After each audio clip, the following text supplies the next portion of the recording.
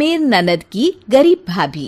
रीना एक मध्यम परिवार की लड़की थी, लेकिन उसकी भाभी शिवानी एक बड़े घर की बेटी।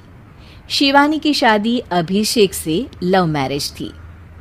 अरे भाभी, ये कितना अच्छा सूट पहना है आपने। काश ऐसा मैं भी पहन पाती। अरे क्यों नहीं रीना, वैसे भी तुम्हारा और मेरा नाप तो एक ही है, जब मन करे पहन लेना। भाभी, आपको आपके पापा ने कितने अच्छे कपड़े गहने दिए हैं। मैं उनकी इकलौती बेटी जो हूँ। बेटी तो मैं भी इकलौती हूँ, लेकिन क्या करे, पापा है नहीं, पता नहीं कैसे होगी मेरी शादी। तभी वहाँ शिवानी की सास आ जाती है। अरे क्यों नहीं करेगा भाई तेरी शादी धूमधाम से, आखिर जिम्मेदारी है तो उसकी। और वो दिन भी आ जाता है जब रीना की शादी तय हो जाती है। अभिषेक, क्या हुआ? आप इतने परेशान तो कभी नहीं दिखे। कोई बात है तो बताइए मुझे। अरे शिवानी, वैसे तो शादी का सारा इंतज़ाम हो गया है, लेकिन गहनों का रेट तो आसमान छू रहा है।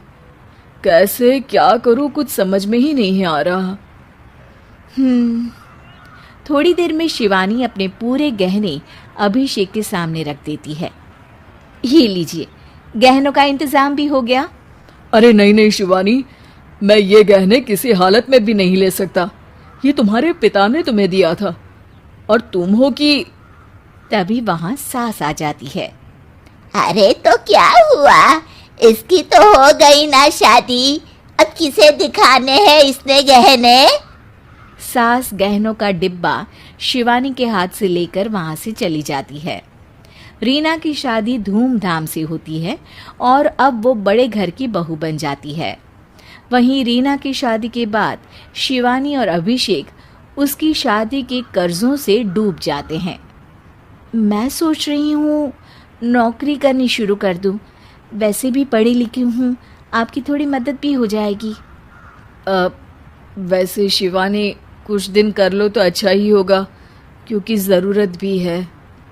अब शिवानी भी नौकरी करने लगती है और घर खर्चे में अभिषेक का हाथ बटाती है। एक दिन शिवानी, रीना का फोन आया था, कह रही थी कि आने वाले त्योहार में उसके ससुराल जाना है। ठीक है माँ। अरे ठीक तो है, लेकिन एक काम कर लेना, उसके सास ससुर से लेकर पूरे खानदान के कपड़े मिठाइयाँ सब ले आना, और हो सके तो रीना के लिए छोटे से कान में पहनने के बूंदे भी।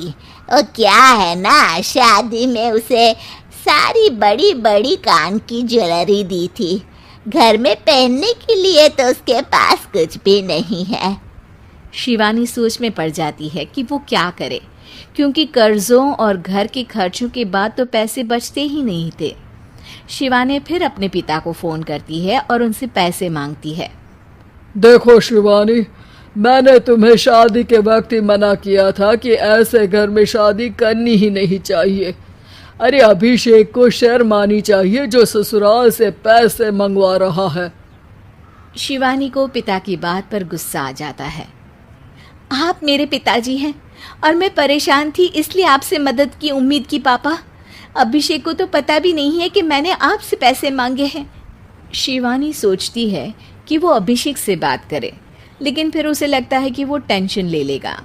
तभी शिवानी की नज़र हाथ के कंगन पर पड़ती है, सीधे बाजार जाती है और उसे बेचकर ननद के घर ले जाने का सारा सामान लेकर आती है और सास के सामने रख देती है। हाँ ठीक है, लेकिन फल थोड़े और अच्छी क्वालिटी के होने चाहिए थे। शिवानी कुछ नहीं कहती, वहाँ से चली जाती है। एक दिन शिवानी, रीना का फोन आया था, बहुत रो रही थी। क्यों माँ, क्या हुआ? सब ठीक तो है ना उसके ससुराल में? अरे तूने तो उसकी नाक ही कटवा दी। अब मैंने क्या कर दिया माँ? कह रही थी कि बड़े घर की बहू है भाभी, जो कपड़े दिए वो ब्रांडेड भी नहीं थे, तू तो जानती है ना उन लोगों का पहनावा कितना अच्छा है। तू तो मेरी बेटी का भला कभी सोचती नहीं। हाय भगवान, अरे बड़े घर की बहू है, इसी बात की जलन है ना तुझे। लेकिन याद रख, मेरी बेटी का सोचने के लिए भगवान है। तुम लोग कभी उसका बुरा नहीं कर पाओगे। अब शिवानी के मन में सवाल था कि क्या ईश्वर सिर्फ रीना के साथ है, उसके साथ नहीं। लेकिन उसे सुकून था कि वो अभिषेक के साथ उसकी जिम्मेदारियों को निभाने में बराबरी की हकदार है। शिवानी वहाँ से चली जाती है। वो सास से कुछ नहीं कहती, क्योंकि अमीर घर की बहू बनकर रीना को भले ही सुकून ना हो, लेकिन गरीब घर की बहू बनकर शिवानी खुश है। क्योंकि खुशी पैसों से नहीं, परिस्थितियों पर निर्भर करती है।